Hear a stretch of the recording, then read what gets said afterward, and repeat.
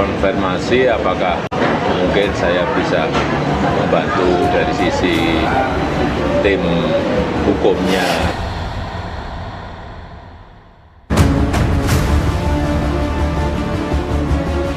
Karena saya tidak membimbing, tidak mengetahui, tidak ada prosesnya, pembimbingnya itu Profesor Sumitro. Jadi kalau mengenai jasa sampai palsu itu saya tidak bisa sama sekali cerita.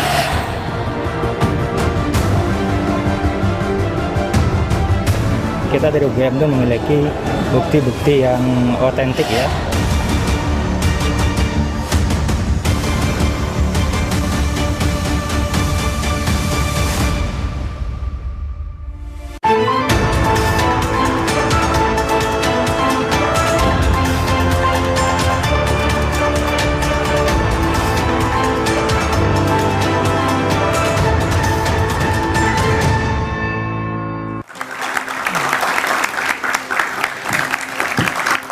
Halo, selamat malam saudara. Kisruh keaslian ijazah Presiden ke-7 Joko Widodo menggelinding jauh kemana-mana.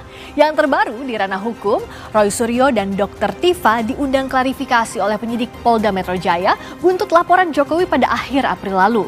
Jokowi sendiri melaporkan sejumlah nama setelah tim pembela ulama dan aktivis 1 TPUA lebih dulu membuat aduan dugaan ijazah palsu Jokowi ke Barreskrim Polri. Selain itu juga ada mediasi di Pengadilan Negeri Solo yang buntu. Ada pula gugatan oleh seorang advokat terhadap UGM dan mantan dosen Jokowi, Kasmujo, yang dinilai tidak terbuka perihal ijazah Jokowi. Tak kalah riuh, isu ijazah Jokowi juga melebar ke ranah politik. Ramai-ramai tokoh nasional angkat bicara menggenapi gaduh yang tak kunjung henti. Dengan polemik yang terjadi, lalu dari mana sebaiknya benang kusut ijazah Jokowi ini diurai? Dan agar publik percaya, wewenang siapa membuktikan? Apakah kewenangan UGM sebagai alma mater Jokowi, kewenangan polisi yang bercabang karena ada beberapa laporan, atau pada pengadilan yang kemungkinan besar juga akan kebanjiran banyak perkara terkait ijazah Jokowi? Kita akan membahasnya bersama dengan sejumlah narasumber. Ada Roy Suryo, penuding ijazah palsu Jokowi. Selamat malam, Mas Roy. Malam, Mbak Friska. Malam juga semua pemirsa. Ada Freddy Alex Damanik, Waketum Projo. Mas Freddy, hai, selamat malam. Selamat malam, Mbak Friska. Hadir pula Arianto Sutadi, penasihat ahli Kapolri. Pak Arianto, selamat malam. Selamat malam. Dan juga bergabung lewat sambungan Zoom, Adi Sulistiono, mediator gugatan ijazah Jokowi, Guru Besar UNS. Selamat malam, Pak Adi. Selamat malam Mbak Friska, selamat malam pemirsa. Selamat malam, kita juga kehadiran teman-teman mahasiswa dari Universitas Budi Luhur, Unika Atma Jaya, dan UPN Veteran Jakarta. Saudara, inilah Dua Arah. Saya Friska Clarissa. Di tengah gugatan dan gugatan balik terkait keaslian ijazahnya, Presiden ke-7 RI Joko Widodo menemui Kasmujo, mantan dosen UGM di kediamannya di Yogyakarta. Begitu datang saya terima kasih matur nuwun, saya ditilihi anak buah juru murid saya. Kalau saya dengan orang-orang bilang saya itu dosennya, saya gurunya. Jokowi mengaku ia menemui mantan dosennya untuk menawarkan bantuan hukum. Kasmujo bersama rektor, wakil rektor, hingga dekan Fakultas Kehutanan UGM digugat secara perdata ke PN Sleman karena UGM dinilai bungkam di tengah polemik keaslian ijazah Jokowi. Saya membaca beliau, Pak Insinyur Kasmujo, kemudian dekan Fakultas Kehutanan, rektor UGM digugat. Beliau ini kan sudah tua, sudah sepuh. Saya ke sana untuk mengkonfirmasi apakah mungkin saya bisa membantu dari sisi tim hukumnya.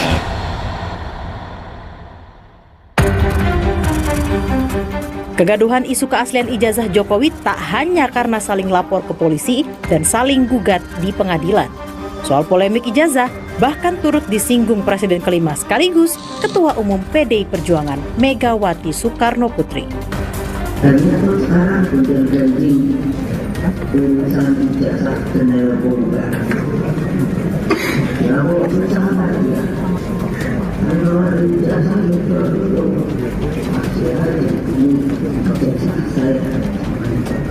Betul.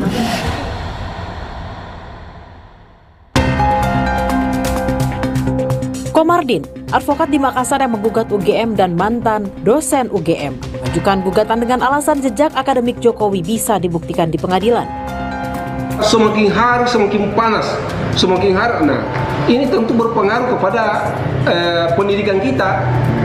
Kenapa bisa begini? Mungkin arsip jasanya kah? Atau skripsinya kah? Jadi termasuk jasanya itu kita minta dibuktikan di pengadilan.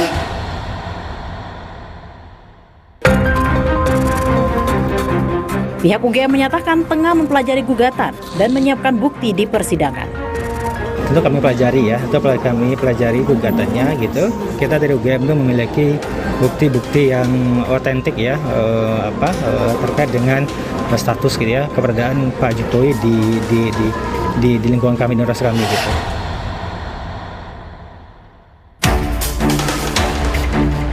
Di luar gugatan terhadap UGM dan mantan dosen Jokowi, proses hukum tengah berjalan di Pengadilan Negeri Solo, Barreskrim Polri, maupun Polda Metro Jaya. Di Pengadilan Negeri Solo, mediasi buntu karena pihak Jokowi sebagai tergugat menolak menunjukkan ijazah yang diminta penggugat. Sementara, pada hari Kamis, Roy Suryo dan Dr. Tifa telah dimintai klarifikasi di Polda Metro Jaya soal tuduhan ijazah palsu. Sedangkan pekan lalu, Jokowi telah mengutus sang adik ipar Wahyudi Andrianto untuk membawa ijazahnya ke Barreskrim Polri. Kedatangan adik Jokowi memenuhi panggilan penyidik terkait dugaan ijazah palsu yang dilaporkan tim pembela ulama dan aktivis. Setelah gaduh kemana-mana, timbul pertanyaan, pihak mana yang kredibel menjawab keaslian ijazah Jokowi?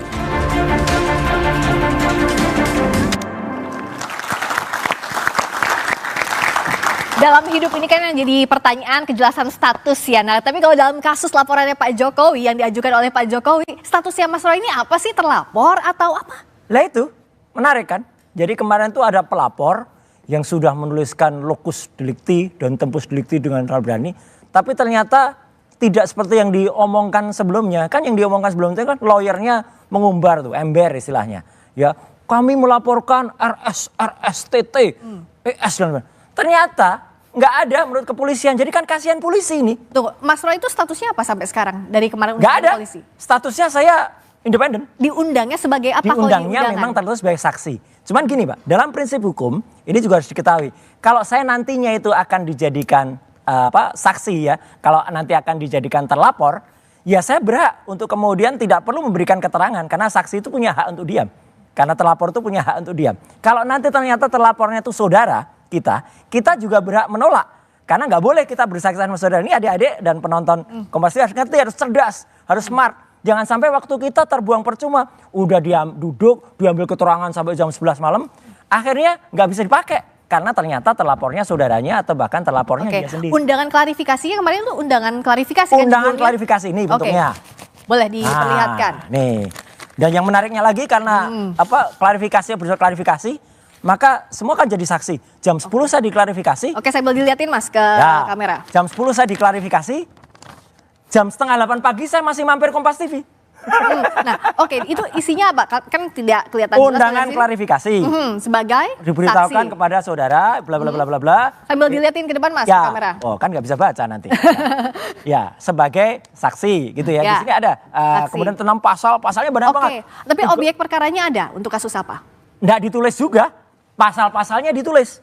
Pasalnya ada seabrek 310, 311, 27A. Oke, jadi yang pencemaran nama baik, fitnah, undang-undang ITE. Terus yang jahat ini.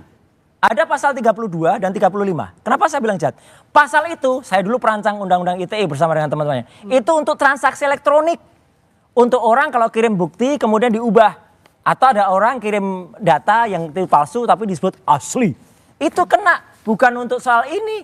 Jadi kenapa kok pakai penyelundupan pasal? Dan yang paling penting Mbak, kan di situ tulis tanggal nih. Ada 26 Maret 2025. Lokasinya Jakarta Selatan. Jadi tempusnya jelas, lokusnya jelas. Saya nggak ada di situ. Jadi begitu saya nggak ada di situ, penyidiknya juga bingung. Pak Roy dengan enggak. Ya udah, ngapain terusin? Selesai. Oke Mas Freddy.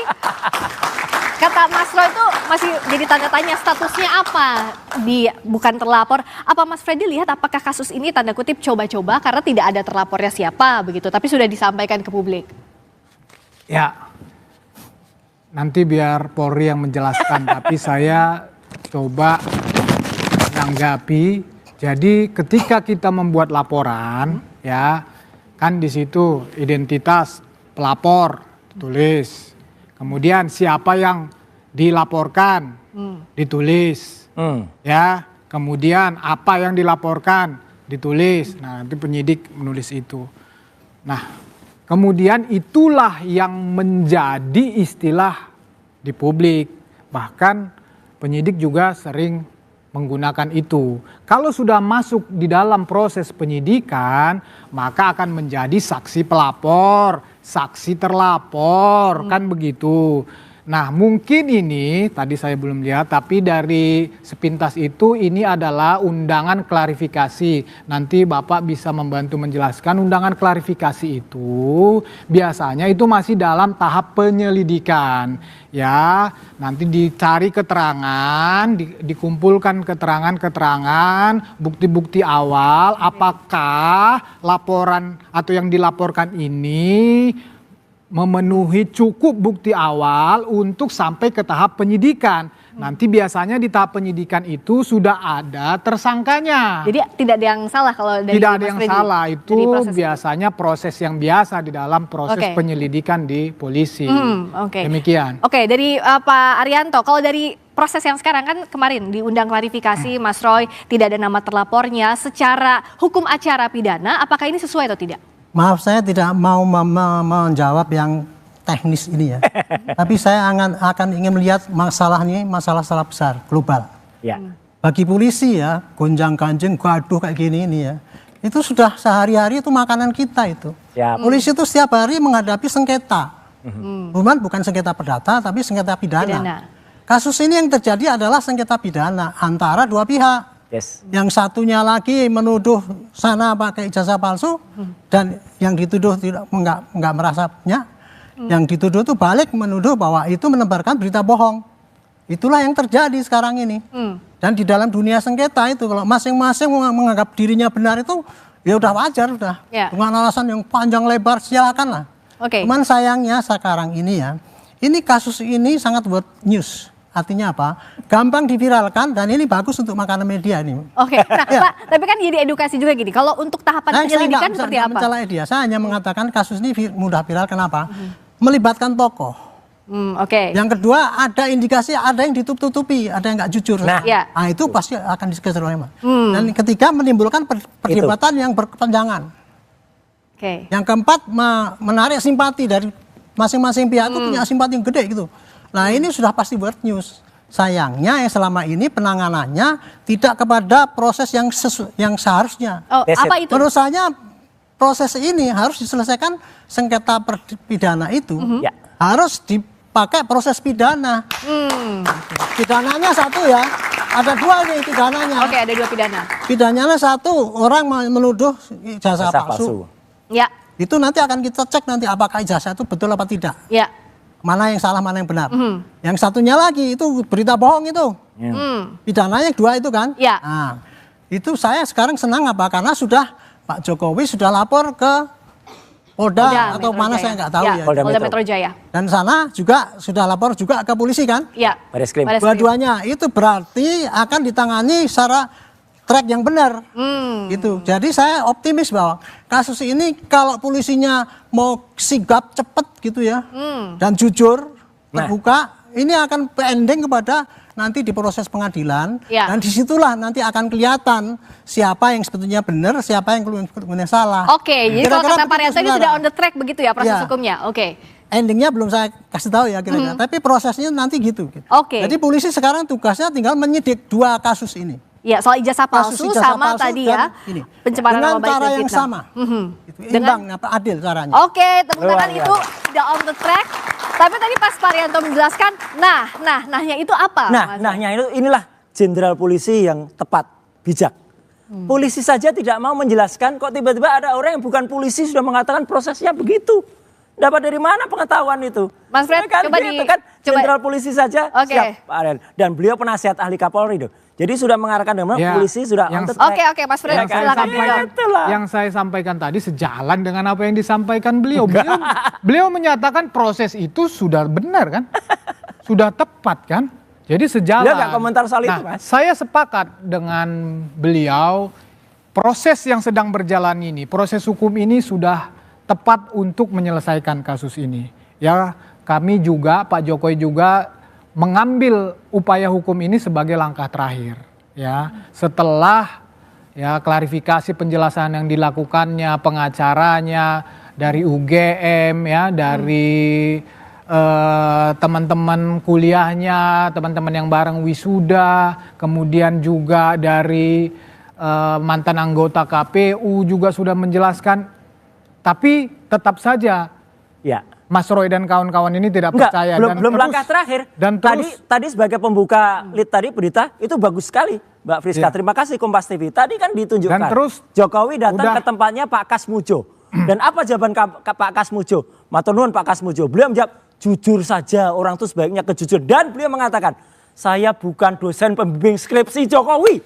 Bukan juga saya dosen pembimbing akademiknya. Karena dulu Pak Kasmujo itu pada tahun 80 sampai 85 beliau masih asdos. Asdos tuh nggak berhak tanda tangan di situ. Jadi bohong semua soal Pak Kasmujo itu, apalagi nggak ada namanya di skripsi. Oke, dari awal proses dianggap tidak jujur. Ya, jadi kan tadi kan saya melanjutkan sedikit apa yang saya sampaikan. Jadi kan semua yang berhak menyatakan tentang ijazah palsu ini kan sudah melakukan penjelasan dan klarifikasi. Tetapi Mas Roy dan kawan-kawan ini kan terus saja memainkan isu atau menuduh ijazah palsu. Ini fakta, Mas, bukan isu, Mas. Oleh karena itu Pak Jokowi melaporkan. Kan itu dasarnya ya, merasa martabat dan kehormatannya diserang. Saya menanggapi yang tadi masalah Pak Kasmujo ini. Pak Kasmujo ini silahkan ya, Pak Kasmujo ini kan nggak berdiri sendiri. Ya, ini kan bagian dari UGM. Justru saya melihat justru kehadiran Pak Kasmujo ini di publik ini semakin memperkuat bahwa benar Pak Jokowi itu alumni UGM. Alumni itu bukan berarti lulus, Mas. Kehadiran Pak Kasmujo di situ tidak terlepas dari UGM. Gugatannya saja yang khususnya di Makassar itu menyertakan Pak Kasmujo karena Pak Kasmujo dianggap ya ada keterlibatannya di dalam dalam ijazahnya Pak Jokowi ini, di dalam hubungannya dengan Pak Jokowi ini sehubungan dengan ijazah palsu. Soal ijazah palsu ini tidak hanya di pidana tapi ada juga perdata tadi yang menyinggung nama Pak Kasmujo. Bicara soal Pak Kasmujo yang sudah muncul juga dan didatangi oleh Pak Jokowi, sebenarnya seperti apa sih posisinya dalam kasus ini? Sesaat lagi di Dua Arah.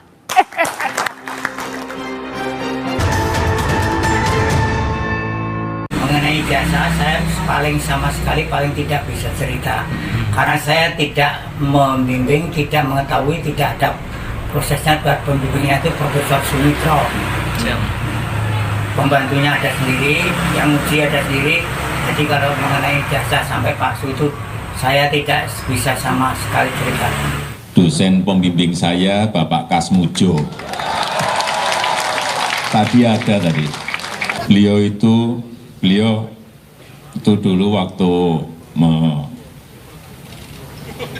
membimbing saya, seingat saya galak sekali. Bagaimana membaca pernyataannya Pak Kasmujo yang juga pada saat itu sudah pernah diperkenalkan juga oleh Pak Jokowi? Iya, dan memperkenalkannya salah lagi. Fakultas Kehutanan jurusan teknologi kayu. Teknologi kayu itu nggak pernah ada di Fakultas Kehutanan, gitu loh. Jadi salah lagi. Apa yang dibaca Mas Roy dari pernyataan yang dibaca itu ya berarti waktu itu feedingnya salah. Feedingnya ke dia salah, dan kemudian kemarin mungkin dengan Pak Kasmujo mau diajak, ayo bantuin dong cerita ini. Alhamdulillah sekali lagi, Pak Kasmujo saya hormati betul, beliau jujur. Beliau mengatakan saya bukan dosen pembimbing skripsinya, juga bukan dosen pembimbing akademiknya, karena waktu itu beliau masih asdos. Seorang asdos, saya dulu pernah jadi asdos, asisten dosen. Ya, itu nggak boleh tanda tangan di KRS.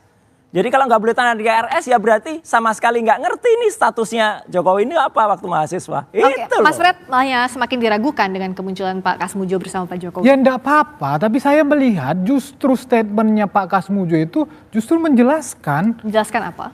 Bahwa Pak Jokowi itu benar alumni UGM, bahwa Pak Jokowi itu benar pernah menulis skripsi. Ternyata kalau benar yang dikatakan beliau itu, ada Prof. Sumitro di situ. Kan tadi, kalau tadi Mas Roy mengakuin kejujuran kita anggap itu statement itu benar, ya benar dong, ada ternyata pembimbing akademiknya. Yang saya mau katakan bahwa Pak Kasmujo ini tidak akan terlepas dari kampus UGM. Nanti keterangan ini akan disinkronkan di dalam proses hukum. Ya, nanti mana yang benar kan jelas. Jadi kan semuanya itu juga ada dokumen-dokumen tertulisnya, kan begitu. Jadi statementnya Pak Jokowi di tahun 2017 itu dulu jelas banget. Saya waktu itu ketemu dengan Pak Kasmujo dulu galak banget ini. Saya bolak-balik keluar. Dan terima kasih Pak Kasmujo, berkat bimbingan Bapak saya bisa menyelesaikan skripsi saya. Saya juga itu pernah, ada di rekaman, saya juga pernah menjadi mahasiswa. Adik-adik ini juga pernah, semua orang pernah menjadi mahasiswa yang pernah didampingi oleh asisten dosen. Memang dia membimbing kita, bahkan justru asisten inilah yang paling dekat dengan kita sebagai mahasiswa. Karena dia kalau dosen-dosen pembimbingnya yang aslinya itu yang senior biasanya memang kita justru jarang ketemu sama orang-orang seperti itu.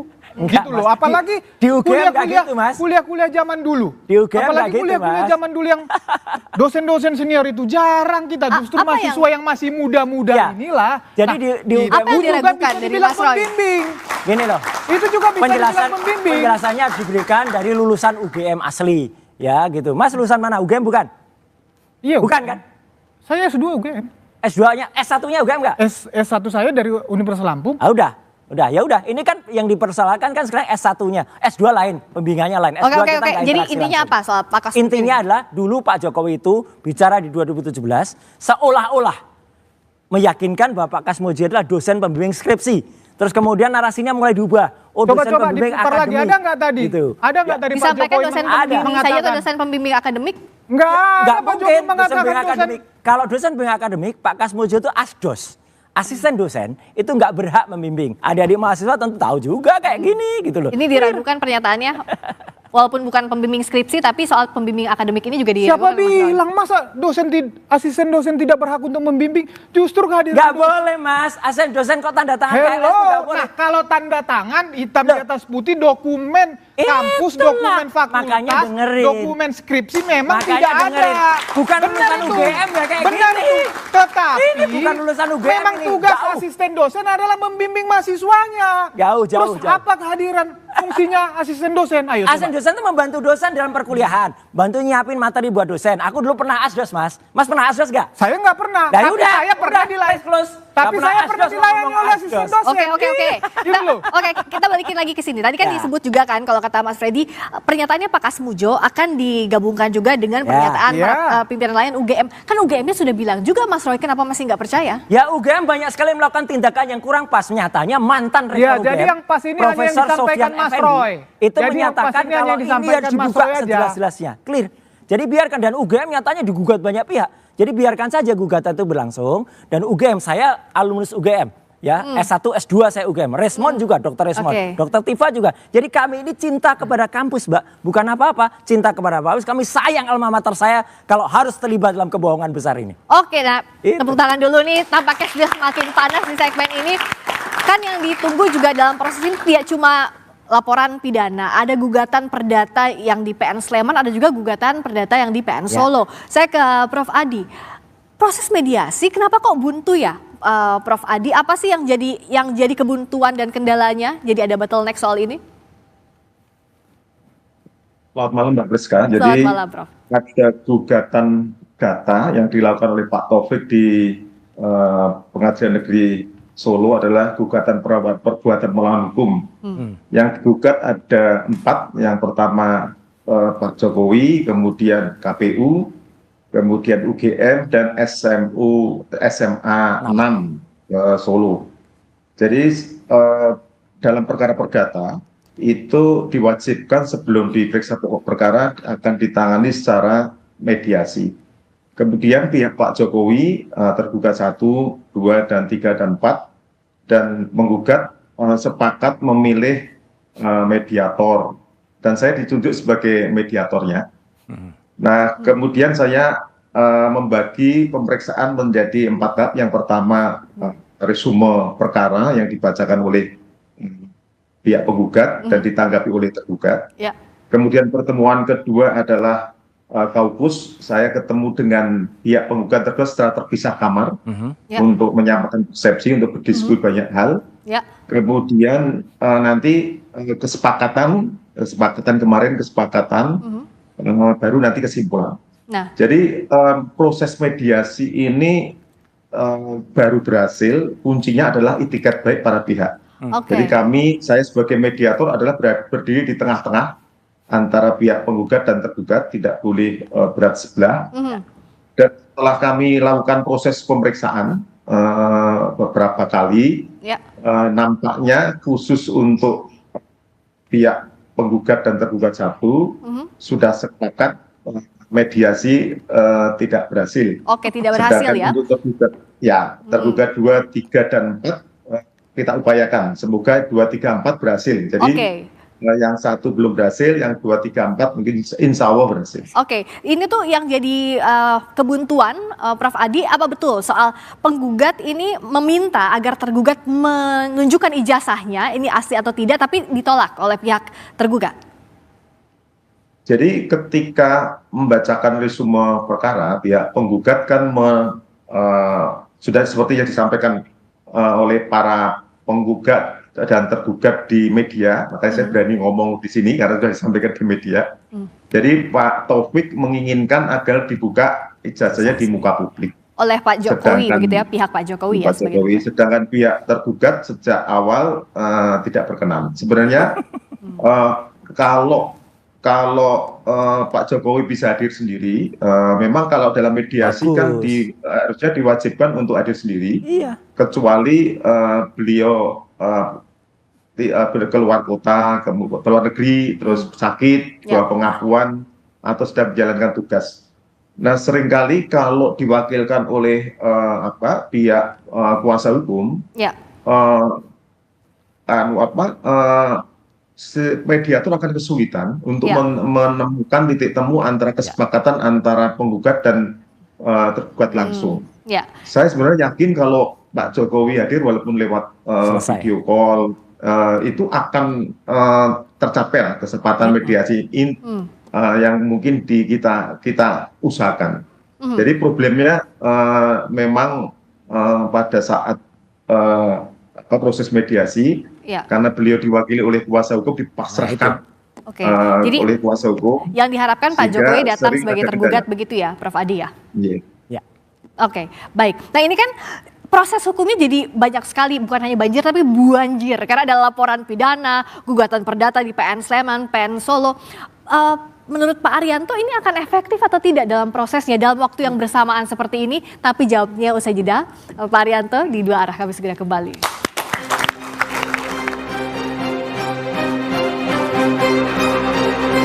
Masih bersama kami di Dua Arah, Pak Arianto, karena banjir laporan pidana dan gugatan perdata. Sebenarnya mana yang harus didahulukan dalam prosesnya, meskipun benang merahnya kan ijazah tapi beda dimensinya pidana dan perdata? Itu tanggapan saya ya, itu tadi itu menunjukkan ya bahwa masyarakat kita itu sekarang menuntut keadilan. Tetapi tidak tahu caranya bagaimana untuk mencari keadilan itu. Makanya kemudian kan itu tadi contoh tadi. Saling berdebat, ini kan begini, saya yang benar dan saya ketawa saya itu. Mestinya yang kayak gitu itu disampaikan di dalam di persidangan nanti. Adu argumentasi itu disampaikan di persidangan. Nah, kalau cuma di media gini yang gaduh itu ya masyarakat yang senang media. Itu jadi ini ya karena bantu tidak ditangani gitu dengan prosedur hukum yang betul, akibatnya yaitu tadi tidak efektif. Mestinya ya ini tadi ada tangani pakai prosedur pidana. Satu pidana itu memalsu ijazah, satu pidana untuk mencemarkan nama. Sebenarnya cukup ya dengan dua laporan pidana itu? Dua laporan itu saja, makanya saya berharap polisi ini supaya tidak gaduh-gaduh terus ya, walaupun kegaduhan di media itu sekarang bukan suatu termasuk di dalam satu pasal yang menurut MK dibatalkan itu ya. Tetapi kegaduhan ini kalau dibiarkan nanti bisa jadi kegaduhan fisik. Oke Pak Arianto, antara peserta yang backing ini sama sebenarnya ini pasti akan terjadi di lapangan. Nah, itu tadi. Tapi kalau untuk gugatan perdata artinya tidak diproses dahulu juga tidak apa-apa atau seperti apa? Kalau perdata itu hak seseorang, nggak bisa ditolak. Hakim pasti menerima, terus kemudian tapi ketika mau gugat mesti didamaikan dulu. Itu normatifnya kayak gitu. Iya. Gitu. Dan pun laporan pidana yang ada di daerah pun juga kan ada Ya. itu semestinya yang dikedepankan 2 pidana yang di Ya, Barreskrim mestinya dan ini Polda dulu saja. Kalau ini ya, ini mestinya tuh dua pihak tuh dari dulu sudah melaporkan masing-masing. Pak Jokowi sudah melaporkan, Izin, Jenderal Arianto. Bukankah sebenarnya kalau dalam perkara perdata dulu harus didahulukan? Oh, enggak ada, Pak. Ada, Itu beda aturannya, perdata Pak. dengan pidana beda, Pak. Betul. Jangan- Dimensinya Perdata berbeda. dulu diselesaikan, baru pidana. Tidak ada begitu, Pak. Itu kalau sengketa rumah, ini satu mengatakan ini. Nah, kalau perdataannya nggak pas, kalau ternyata diuji ternyata dalam perdatanya yang uji itu siapa? Nah, itu, Pak. Kan pemalsuan itu kan pidana. Ya. Yang uji ya harus ranah pidana, Pak. Oke. Dari mulai penyidikan, mencari bukti-bukti yang ada, ya. Ini tadi kalau untuk kasus pidananya, maka penyidik akan mencari mana bukti-bukti yang menunjang bahwa itu asli. Ya. Pasti dicari dong dari saksi-saksinya temannya Pak Jokowi, dari Universitas sana dan sebagainya gitu. Kumpulkan semua. Oke. Kemudian Perdata yang duluan, Pak. menentang, yang tadi diomong-omongkan di sini itu, semua ditampung polisi, diberkas sampai segini. Ya. Nanti dikirimkan ke kejaksaan, Pak. Ini loh, ini kira-kira bisa nggak dipakai tuntutan? Nanti jaksa akan melihat, oh ini bisa. Oke. Di persidangan itulah, itu tadi yang diributkan di sini Yang tadi. mengusutnya Barreskrim atau Polda Metro atau sesuai dengan laporan yang masuk Kalau ke masing-masing? saya dulu Arianto? pernah bikin perkap ya. Kalau penanganan kasus yang 2 ini, dan itu pihaknya cuma itu juga, Ya. buktinya sama, sebaiknya ditangani dalam satu instansi. Oh, satu saja. Satu, maksudnya antara apa? itu manapun. Maksudnya gini, supaya barang buktinya itu nggak kesana kesini. Karena apa? Oke. Karena bukti pemalsuan sama penuduhan itu kan sama itu. Oke. Makanya satu instansi ya, misalkan Metro atau di Barreskrim, tetapi beda unit gitu. Oke. Jadi bisa Tapi relevan. Oke, tapi oleh satu Ya, mudah-mudahan instansi ini yang sama. polisi cepet itu. Oke, tepuk tangan kita diharapkan cepat. Mas Roy setuju nggak apa yang dibilang Pak Arianto? Justru jelas bahwa ada aturan, tanyakan deh ke Prof ya. Gitu, kalau ada perdatanya itu didahulukan, bukan kemudian pidananya. Itu kalau Tapi konteksnya beda, kan itu Pak. berbeda, Iya. berbeda objek Kalau perkaranya. kasusnya sama, Iya. itu perdatanya dulu Loh, kan. ini kan kasusnya Ini soal beda. ijazah. Yang satunya nuduh. beda. Pihaknya aja beda. Coba Prof, coba Yang Prof, satunya Prof. nuduh silakan palsu, yang aja. satunya lagi. Oke, ditanya itu, Prof Adi, ditanya. Prof Adi Tapi juga. beda. Untuk Karena- tadi apakah perkara dan perdata dan pidana di dimensi yang berbeda bisa berjalan masing-masing, tidak harus ada yang Kan didahulukan. objeknya sama, Prof ijazah Adi. palsu. Silakan Prof. Prof Adi? Ya. Ya, silakan. Tadi perdebatannya kalau di sini kan harus yang mana yang Ada didahulukan, perdata perdata sama sama pidana. pidana. Kalau menurut Dahulukan Prof perdata Adi, dulu, Prof. sebentar Mas Roy. Yang harus didahulukan yang mana? Apakah perdata, pidana atau masing-masing bisa berjalan? Sebenarnya masing-masing bisa berjalan sendiri-sendiri. Oke. Tapi Beda. dalam kasus tertentu, kalau kasus itu Ya, perbuatan melawan pihaknya hukum, berbeda. misalnya, 1365 ada juga yang menunggu pidananya dulu karena harus ada unsur perbuatan melawan hukum, ada juga kayak gitu. Jadi, Oke. tapi pada prinsipnya Kalau untuk kasus bisa ini berbeda? sendiri-sendiri. Yeah. Oke. Jadi kalau- pada prinsipnya bisa sendiri-sendiri. Oke, bisa Pidana sendiri-sendiri itu dan pidana. clear ya sama ya tadi yang Beda. disampaikan. Ya, clear. Beda Oke. pada pihaknya. Oke, akhirnya Oke. artinya kalau Mas Roy siap dong adu bukti manapun laporannya pidana siap. maupun Dan perdata. tadi yang diceritakan Prof Adi tadi menarik, Mbak. Ketika Jokowi nggak hadir 2 kali ya, pertama di soal mediasi pertama dan kedua soal kakus. Ketika nggak hadir di pertama tuh oke, dia masih berada di Vatikan waktu itu. Tapi yang kedua tuh dia ada di Solo. Dia ada di Solo bahkan nerima pemain band. Ini kan gimana mau sidangnya ada di Solo kok nggak hadir? Padahal kan alasan nggak hadir harusnya kan dia lagi pergi, lagi dinas gitu.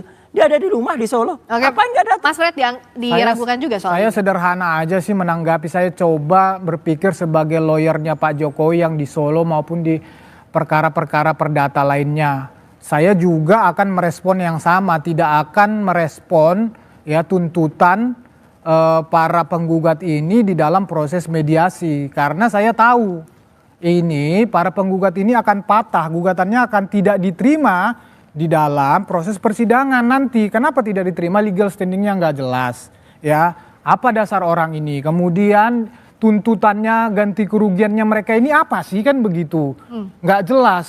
Jadi saya yakin 100% bahwa kan juga udah pernah dilakukan. Oke. Gugatannya tidak diterima karena itu jelas, hukumnya itu jelas kok. Kalau 1365 itu mendalilkan kerugian, itu harus kerugian yang dialaminya langsung. Oke, Apalagi itu yang perdata kayak ya, yang di Makassar itu. Apa hubungannya dengan kurs rupiah coba? Oke. Jadi saya percaya ya memang nggak perlu direspon walaupun memang harus mediasi itu wajib, tetapi kita kan pakai logika hukum juga. Ngapain direspon kok tidak akan diterima nih gugatan. Menghormati persidangan. Tapi soal yang ada di Polda Metro juga Barreskrim, Mas Roy sempat bilang ini ada skenario penyelamatan, maksudnya apa? Ya, jadi artinya kan ada yang kemudian satunya dipercepat. Yang di Barreskrim itu, meskipun saya tidak ikut menggugat di sana, tapi gugatan dari teman-teman itu kan sudah didaftarkan per Desember 2024 yang lalu. Lambat banget. Terus tiba-tiba ketika Jokowi lapor tanggal 30 April, hari itu juga dia lapor di SPKT, hari itu juga langsung di BAP, hari itu juga muncul surat perintah penyelidikan. Ini Pak Arianto, kalau itu dilakukan untuk semua masyarakat, hebat Pak polisi Pak. Gitu. Nyatanya kan tidak. Kalau kita lapor di SPKT, kita tunggu dulu kapan nanti tiba-tiba dipanggilnya. Kalau semua orang diproses kayak Pak Jokowi kemarin, saya salut kepada kepolisian dan lakukan itu untuk semua masyarakat. Jadi semua itu masyarakat. Pernah Pak Roy pernah melapor? Pernah membuat laporan polisi? Pernah. Gimana? Pernah. Polda Metro. Kapan? Kira-kira setahun atau setengah tahun yang lalu. Enggak, bikin laporan polisi sudah? Iya sudah. Terus ya udah lapor aja di SPKT, nunggu Pak. Nunggu kita diberitahu nanti lewat website. Setelah itu agak lama baru kemudian di BAP. Ya gitu. Terus lama dulu penyelidikannya, surat perintah penyelidikannya baru muncul. Ini Jokowi dilihat tuh satu hari loh Pak. Karena Pak Jokowi sudah rame banget ya, pasti langsung di... Kan ada yang bilang no viral no justice kan? Enggak, tapi nggak imbang gitu. Pak, kasihan masyarakat Pak. Ya itu kenyataannya begitu, tapi gini ya. Kenyataannya gitu ya Pak ya. Kenyataannya Jokowi jalur yang benar itu ya bikin LP Pak. Ya. Betul. Sudah benar jalurnya itu. Adapun itu nggak ditanggapi polisi, oke lah. Tapi kan sekarang sudah. Ya, tanggapi cepat sehari langsung selesai. Enggak, sekarang kan sudah ditanggapi yang sekarang. Yang laporan yang sekarang ini. Artinya kalau menurut Pak Arianto, saya tanya ini. Sudah Pak Jokowi kan sudah ada perbedaan ditindaklanjuti. Ya. Laporan dari Bapak sudah ditindaklanjuti. Ya sudah kan sama-sama sekarang. Berarti apa masalahnya dong kalau masalahnya gitu ditanggapi dua-duanya? Makanya gini, tapi saya nggak menyalahkan Pak Jokowi, tapi saya menghimbau kepolisian untuk memberlakukan yang sama untuk semua masyarakat. Jadi bagi semua masyarakat dapat perlakuan yang sama Pak. Itu adil. Idealnya memang kayak gitu Pak, idealnya ya. Tapi dalam kondisi sekarang ini, sekarang kan laporan Pak Roy sudah ditindaklanjuti, yang dari Pak Jokowi sudah terlanjut. Ya sudah itu kita fokus pada ini aja, kemudian jangan melihat yang saya tahu juga dari statement Mabes Polri, itu sudah lama juga ditindaklanjutin, sudah puluhan saksi diperiksa dalam proses laporan dari... Ya lapornya kan udah sejak tahun lalu Mas. Ya artinya kan yang proses itu berjalan. Yang satu baru lapor beberapa hari yang lalu. Iya yang diperiksa juga baru Mas Roy dan kawan-kawan kan sementara banyak itu... sudah ada banyak yang diperiksa. Iya Pak, itu baru di bawah 10 sedangkan sana udah puluhan gitu loh. Jadi kalau satu pintu Pak Arianto yang lebih berwenang atau yang sebaiknya menindaklanjuti penyelidikan ini apakah di Barreskrim atau di Polda Metro Jaya? Terserah, mana yang polisi yang yang banyak mendapatkan bukti. Di situ nggak apa-apa, nggak masalah di Polda, di Barreskrim itu nggak masalah. Polisi kan sama di mana-mana penyidik, tugasnya mencari barang bukti. Tetapi untuk kemudahan penyidikan itu, karena barang buktinya itu satu ini, nggak mungkin. Yang diuji laboratorium forensik juga ijazahnya itu saja. Kan ini ujiannya kan pada ijazah ini palsu apa tidak, cuma itu saja. Nanti begitu ini kebukti bahwa ini tidak palsu. Ya pasti yang dia bisa sebelah sana yang pasti yang salah. Tapi kalau ijazahnya palsu, yang sebelah sana yang benar. Ini setuju karena jangan sampai seperti kemarin Pak, kasihan yang Kabitumas Polda Metro menyatakan alat buktinya hanya berupa fotokopi ijazah. Ketika ditanya aslinya ada di mana? Ada di Barreskrim. Udah satuin aja. Tapi jangan hanya fotokopi. Artinya uji lapor yang dilakukan oleh polisi, Mas Roy akan percaya dong. Jawabnya tapi nanti bisa jeda di dua arah. Ini ada kembali.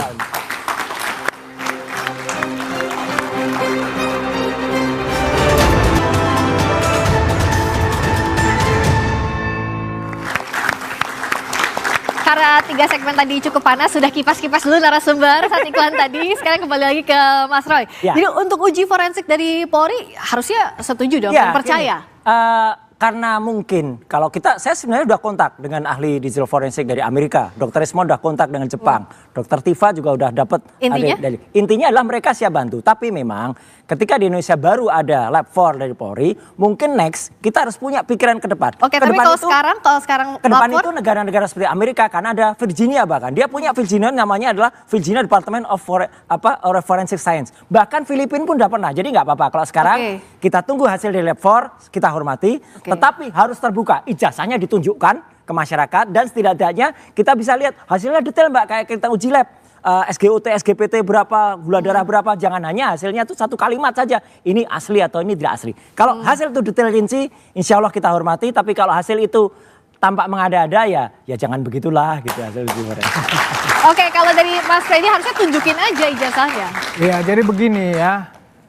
Ini kan sebelum masuk laporan polisi ini kan Mas Roy dan kawan-kawan ini kan selalu menantang laporkan saja. Waktu itu saya katakan di berbagai media juga, nah kan jangan nanti kalau sudah dilaporkan ngomong kriminalisasi, kemudian membangun narasi-narasi ya yang mendiskreditkan polisi, bahwa polisi tidak netral dan bla bla bla bla. Dan per hari ini dan kemarin-kemarin narasi itu dibangun. Jangan begitulah, biarkan penyidik seperti kata Pak Arianto tadi, biarkan penyidik bekerja. Hukum kita, penyidik kita mempunyai yurisdiksi sendiri, nggak usah bawa-bawa luar negeri, kan begitu. Percaya kepada polisi kita, ini sudah menjadi sorotan publik. Percaya penyidik itu, Mabes Polri itu, Polda itu tidak akan melakukan blunder. Ini zaman sekarang, zaman keterbukaan. Mas Roy dan kawan-kawan gampang menelanjangi apapun di Indonesia ini. Justru karena itu, ayo kita bangun narasi ya, kepercayaan kepada penyidik kita. Biarkan mereka bekerja. Biarkan, nggak usah membangun narasi-narasi yang menyerang penyidik kita. Nanti ini justru malah membangun ketika masuk proses hukum, tapi Mas Roy-nya percaya dengan penyidikan? Ya, penyelidikan yang berjalan. Adanya sekarang ini. Tapi bagaimana bisa membaikkan? Kalau tidak dikritisi tidak akan lebih. Dan saya hormat sekali kalau nanti polisi kan juga semua berkembang dulu, misalnya penyelidikan itu nggak pakai tahap-tahap. Sekarang sudah ada perkap dari Pak Arianto, itu lebih bagus, lebih detail. Itu kita dukung. Yang lebih baik kan kita harus pakai. Di Virginia, di Filipina aja sudah mulai independen. Soal ijazah ini Mas Roy akan punya data pembanding atau tidak? Ya, kita punya data pembanding. Tapi, apa itu pakai apa? Ya nanti kita lihat pada saatnya. Masih rahasia karena data pembandingnya. Oke, Pak Arianto, apakah bisa data pembanding tadi dilakukan dalam proses penyelidikan? Saya akan pesan-pesan saya ya. Gini. Tolong, ini kasus sekarang sudah kepada ranah pidana dan sudah on the right track. Percayakan kepada penyidik. Ya itu nanti akan dicek ya secara saintifik, kemudian pakai analog ataupun dicari apakah ijazah itu betul-betul asli apa tidak. Pembuktiannya tidak hanya pembandingan dokumen, tetapi dari sumbernya itu dicari semua. Termasuk saksi tadi itu Pak itu yang dibilang itu saksi memberatkan atau meringankan, semua harus masuk.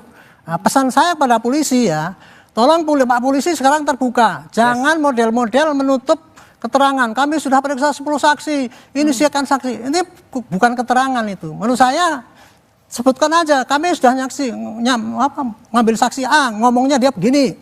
Saksi B ngomongnya begini. Semua dibuka aja di publik ya.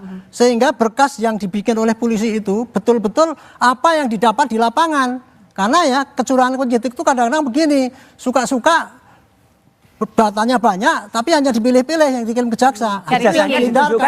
Makanya dalam kasus ini dituntut polisi yang jujur, penyidik yang jujur. Artinya apa? Semua alat bukti dikumpulkan, dimasukkan berkas, dikirim ke jaksa. Jaksa yang jujur juga, jangan sampai nanti buktinya dikurangi atau tuntutannya dimanipulasi. Dan terakhir hakimnya juga jujur. Jangan sampai hakim yang disuap seperti kemarin ketangkap itu. Itu nanti bikin susah itu. Sampai ke persidangan. Saya boleh menambahkan satu lagi pesan saya ya, tolong ya. Ini kegaduhan di media itu tidak masalah. Tetapi kalau ini dibiarkan nanti akan terjadi kegaduhan di lapangan. Itulah yang dikendaki oleh Amerika dan sekutunya maupun tapi yang intinya adalah kita harus terbuka. Domba kita ini. Kita ini sekarang lagi jadi objek untuk war by proxy. Tapi yang jelas harus hati-hati. Tadi poinnya adalah yang terbuka ya, proses penyidikan sampai nanti ijazahnya ditunjukkan. Ya toh? Kalau ijazahnya ditunjukkan udah selesai. Ditunjukkan haruskah apa di persidangan kalau soal ijazah ditunjukkan? Apa tunjukkan aja ini buktinya. Nah, betul. Oke, untuk menunjukkan ijazah.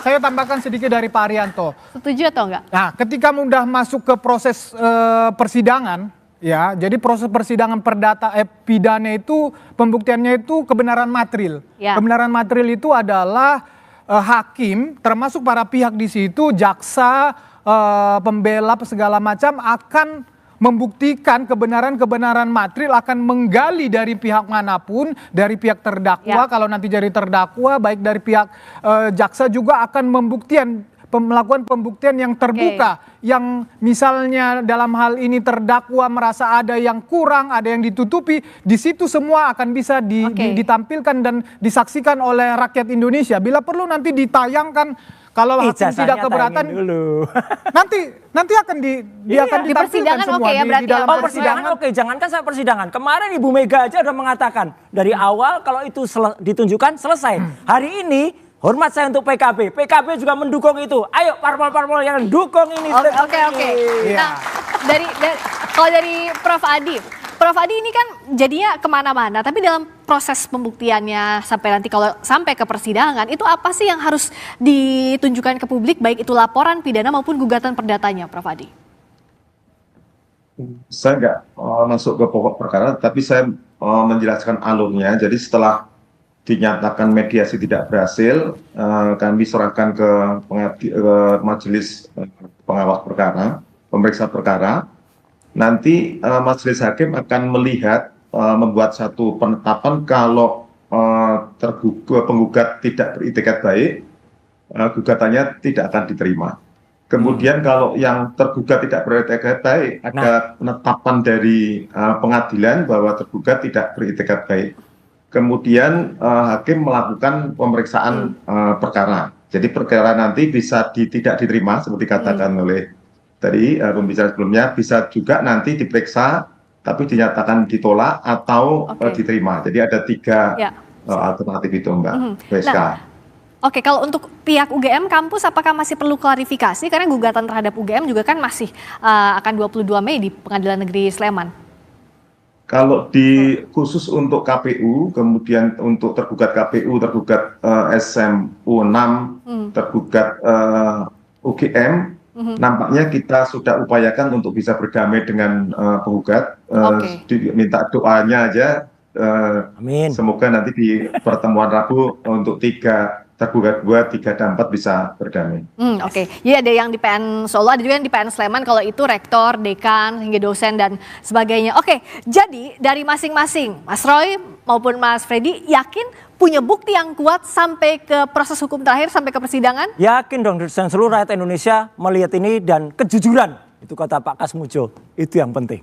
Tepuk tangan untuk Mas Roy, katanya yakin banget nih sampai ke persidangan. Kalau dari Mas Freddy, apa lagi yang harus ditakutkan? Apakah harusnya ya sudah ada bukti saja sampai ke persidangan? Ya, tidak ada yang perlu ditakutkan. Pak Jokowi sama sekali tidak mengkhawatirkan masalah ijazah palsu ini. Makanya dia buat laporan polisi karena dia memang punya ijazah palsu. Dan itulah bukti yang paling hakiki yang dipunyai Pak Jokowi. Dan perkara ini perkara sederhana pembuktiannya ya. Kalau perkara bohongnya tadi nanti setelah dinyatakan asli itu, maka otomatis yang sana bohong. Jadi sesederhana itu sebetulnya. Tapi ini dalam proses hukum, proses persidangan nanti masyarakat Indonesia akan menyaksikan dengan transparan.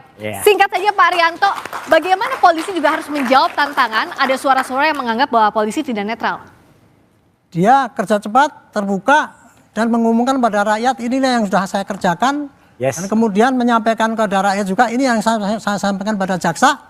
Dan jaksa juga terbuka juga, ini yang saya terima dari polisi, ini saya karang dan kemudian sampaikan pada hakim.